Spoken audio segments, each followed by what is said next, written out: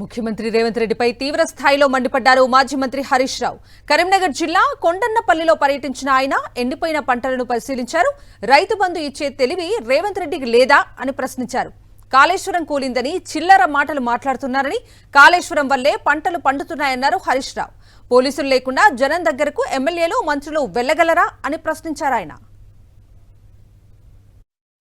మీ 2.5 ఏళ్లలో ఏ ఒక్క ప్రాజెక్ట్ అన్నా ముందుకు పోతుందా? మేము 70-80% పూర్తి చేశాం. ఆ చిన్న చిన్న కాలువలు తవ్వే పనులు కూడా చేయలేకపోతా ఉన్నారు. ఇవాళ గౌరవెల్లి 96% పూర్తయింది. 4% కూడా చేసే తెలివి లేదా? 2.5 ఏళ్లుగా ముఖ్యమంత్రి గారు మాటలు చెప్పుడు తప్ప ఏ ఒక్క ప్రాజెక్టును కూడా పూర్తి చేసిన పాపాన పోలే. ఇంకా బాధ కలిగే అంశం ఏంటంటే కనీసం కాలువలలో మట్టి తీస్తలేరు, తుంగ కూడా సాఫ్ చేస్తలేరు. మెయింటెనెన్స్ లేక పంటలు ఎండిపోతున్నాయి ఈ జిల్లాలో. ఈరోజు కాలువల్లో మెయింటెనెన్స్ లేక రైతులకు టేలెండ్ ఆయకట్టుకు నీళ్లు రాక పంటలు ఎండిపోతున్న పరిస్థితి ఉన్నది. ఎరువులిచ్చే తెలివి లేదు, రైతు బంధు ఎగబెట్టినవు. ఇలా ఈ ప్రాజెక్టు చూస్తే నిండు నీళ్లతో ఉన్నది. ఈ నీళ్లు ప్యాకేజ్ 8 లో కాళేశ్వరం మోటార్లు గత వారం రోజులు నడిస్తేనే కదా, కాళేశ్వరం మోటార్లతోనే కదా ఇందులోకి నీళ్లు వచ్చినాయి.